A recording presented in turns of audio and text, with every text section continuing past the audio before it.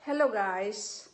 Ako po ay isang disabled sa US. Nandito na po ako ngayon sa Pilipinas mula noong 2022. Pero sa US, kapag disabled ka, hindi basta-basta sasabihin ng mga doctors o kaya mga nurses o kaya kung sino-sino na ikaw ay disabled. Kailangan kang humarap sa korte, kailangan kang kumuha ng lawyer mo. Haharapin mo ang different kinds of doctors kung saan naaangkop yung mga sakit mo, kung ano yung sakit mo. Ako ay mayroong fibromyalgia. Itong fibromyalgia ay nerve inflammation sa buong katawan. Kung nasaan yung may nerve ka, may ugat ka, yun, nag-inflame yun. At marami sa mga US, lalo na sa mga babae, na namatay dahil sa fibromyalgia. Mayroon akong kakilala mismo, doctor siya, at saka ang isa naman ay nurse. Namatay po sila pareho dahil sa sakit na to. Dahil hindi basta-basta ang sakit na to. Pag ito ay umandar, nako, grabe. Grabe talagang sakit. Hindi ka makakatulog, hindi mo alam kung anong gagawin. So nagkaroon ka rin ng anxiety. Dahil sa mga sasakit na yan, na parang mamamatay ka na. Maraming beses na sa US na gusto ko nang ibangga yung sasakyan ko sa malaking puno. Dahil parang wala na bang yung buhay. Wala nang kwenta yung buhay na puro na lang sakit ang nararamdaman mo. So mayroon akong osteoarthritis on multiple joints ng katawan. Mayroon din akong frozen shoulder. Tapos mayroon din akong yung occipital pain, mayroon akong insomnia, hindi ka na nga makakatulog, marami pang sakit sa katawan. Tapos mayroon akong chronic bilateral low back pain with bilateral sciatica. Yung sciatica, nangingit-ngit talaga yung sakit. So, mayroon akong moderate episode of recurrent major depressive disorder. Yung major depressive disorder, yung depression, major na po yun. Nadidepress ka sa lahat ng mga sakit mo.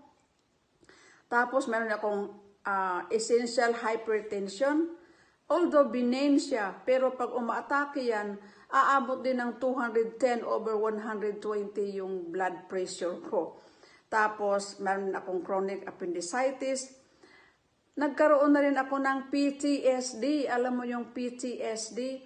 Post-traumatic stress disorder. Dahil stress na ka, may anxiety pa, marami pang mga sakit, hindi ka na makakatulog. Kahit nga sa pagkain, hindi mo na Tapos mayroon din akong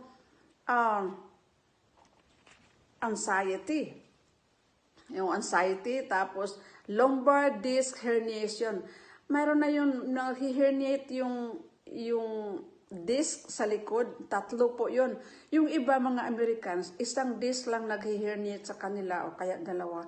Nagpa-opera ka agad. Ako hindi. Sabi ko, tiisin ko yung sakit, basta huwag akong magpa-opera. Tapos mayroon din akong spinal stenosis of lumbar region, yung sa lumbar ko. Masakit na masakit yan.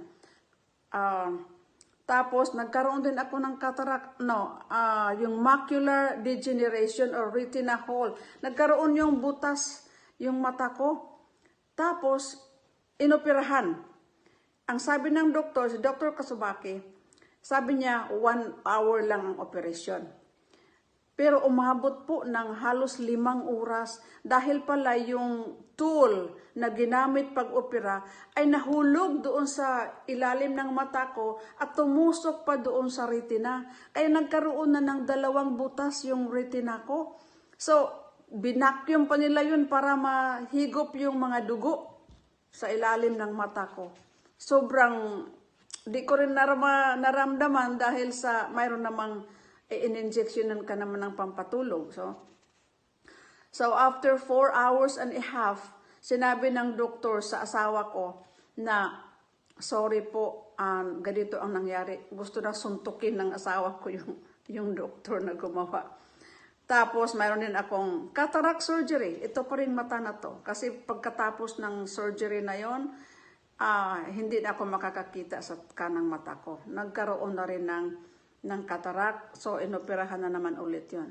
Tapos mayroon akong constipation, napakahirap. Mayroon akong hyperacidity. Sobrang 1 dosina po ang sakit ko.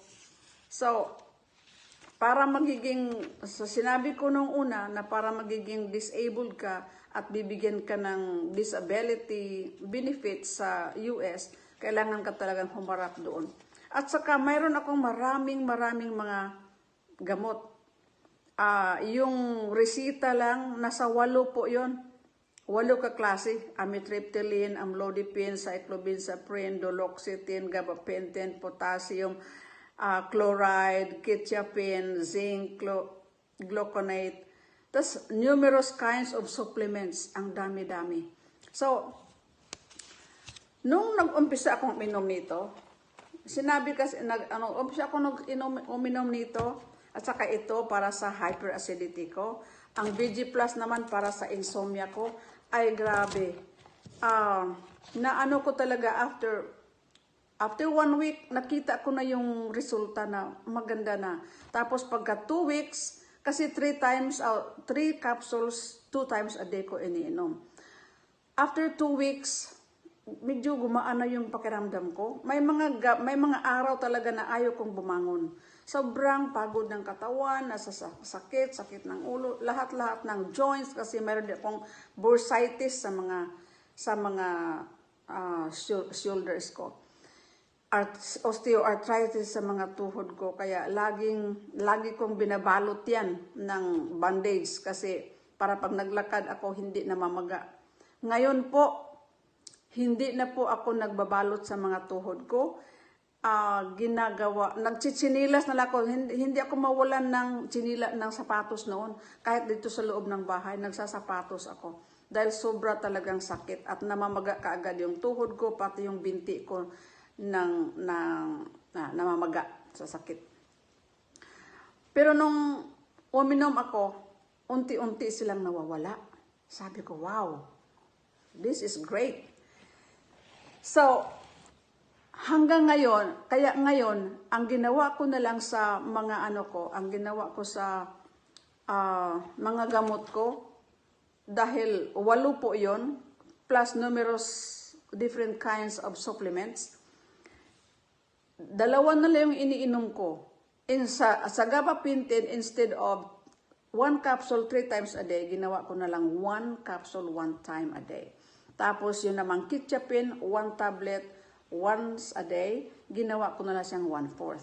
So, kasi amlodipine, hininto ko talaga, after 1 week na pag-iinom ko nitong 2. At saka ito palang VG Plus, kasama din to. Wala na yung blood pressure ko, nami-maintain na po siya. Tapos yung mga sakit na mga kasukasuhan, minsan nandyan pa rin. Pero, lalo na pag naubusan na ako ng supply. So, kailangan talaga mayroon kang supply palagi para hindi mawawalan. So, mga kapatid o kaya mga kapatid, mga kaibigan, mga kaparintihan, parente or mga kamag-anak, pag nakita niyo yung video na to, napakagandang balita po ito. Kaya ito yung ko na bumalik yung normal na sa mga sakit ko.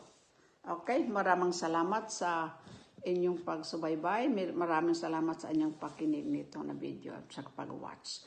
Fortify Essentials Inc.